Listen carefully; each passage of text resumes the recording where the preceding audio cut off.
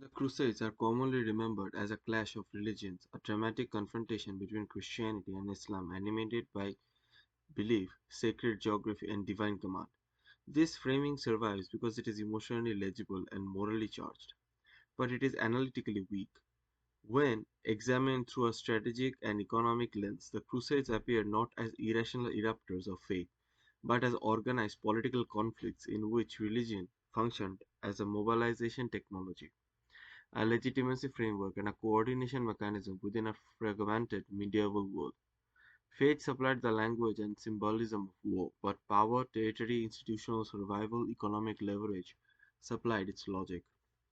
In the late 11th century, Europe was not a unified political entity but a fractured feudal landscape characterized by local violence, weak central authority, and a chronic conflict among elites.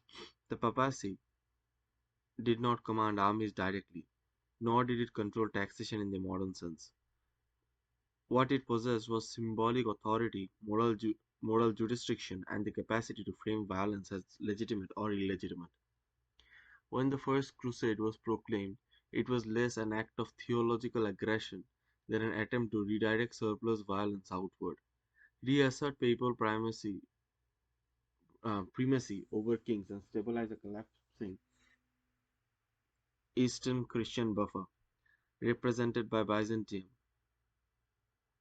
Religion provided the only transactional language capable of mobilizing thousands of armed men across linguistic, cultural, and political boundaries. From the Islamic side, the early Crusades were not initially perceived as a civilizational war. Muslims' polities in the Levant were fragmented, frequently at odds with one another, and accustomed to seeing foreign mercenaries and rival dynasties contest territory. The arrival of crusading armies was destabilizing, but it did not immediately trigger a unified religious response. Only later, as Muslim rulers such as Saladin consolidated authority, did religious framing become central, not because belief suddenly intensified, but because religion was the most effective tool for unifying elites, justifying taxation, and disciplining military structures. On both sides, religion followed political necessity rather than preceding it. Militarily, the Crusades represented a clear failure of Latin Christendom.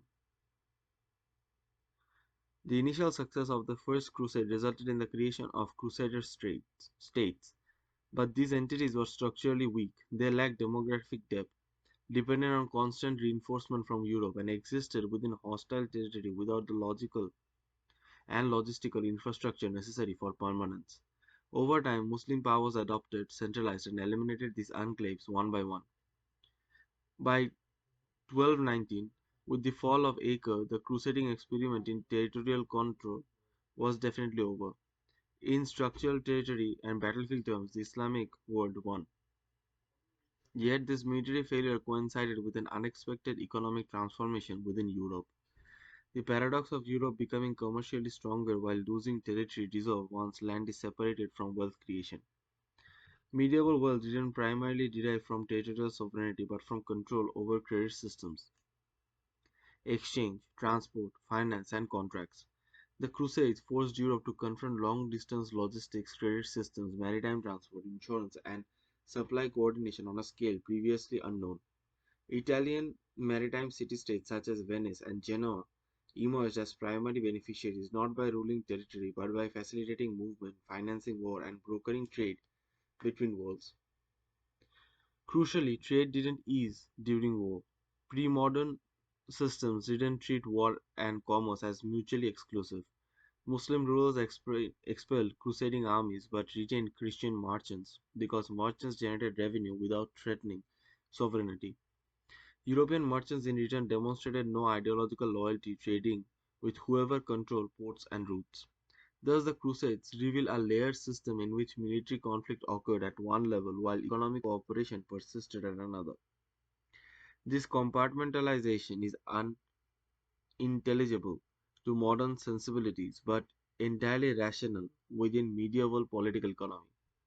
The destruction of the Byzantine Empire's commercial role during the Fourth Crusade accelerated this transformation.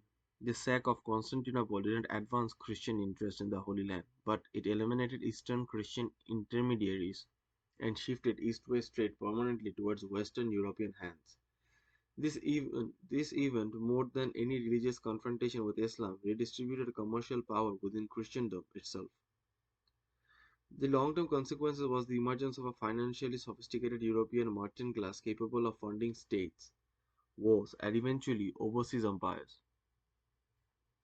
From this perspective, the Crusades appear less as failed holy war, more as violent transition phase in which feudal wealth was destroyed, institutional religion consolidated, authority and commercial capital accumulated in new hands.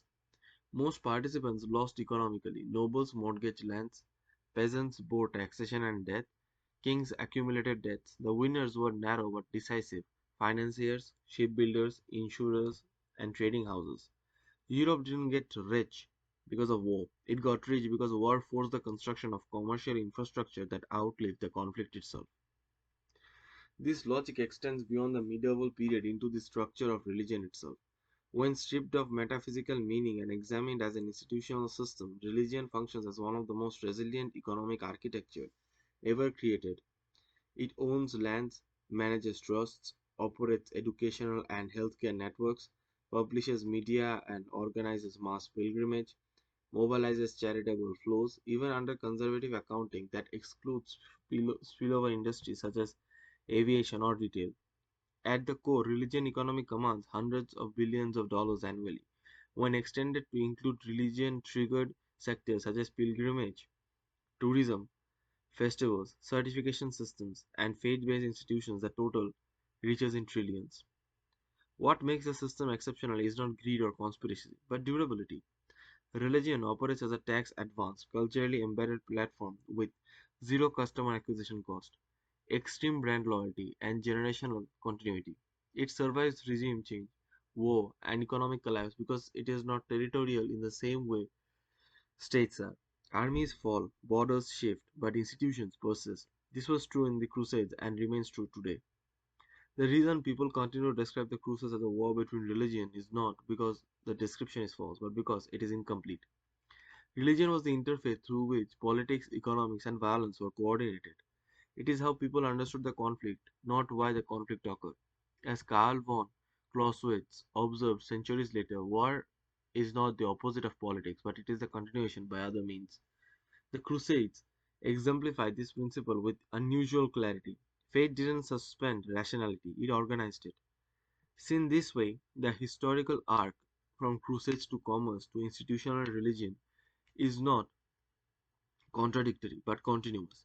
Power seeks legitimacy. Legitimacy requires belief system. Belief systems generate institutions, and institutions generate economic structure. Religion did not create war for profit, but war reinforced the institutional platform through which religion accumulated power and resources. What began as a militarized struggle over territory ended as a lesson in systematic resilience. The discomfort may feel when religion is analyzed economically stems from a category error. Non-profit doesn't mean non-economic. Sacred does not mean non-institutional. Religion is not reducible to business, but neither it is separable from economic reality. It is a social technology that has outperformed empires precisely because it operates across multiple layers of human organization, simultaneously belief, identity, law, charity, culture, and exchange. The Crusades therefore should not be remembered merely as a tragedy of faith or failure of arms, but as revealing episode in how societies mobilize meaning to pursue power and how economic systems adapt amid ideological conflict.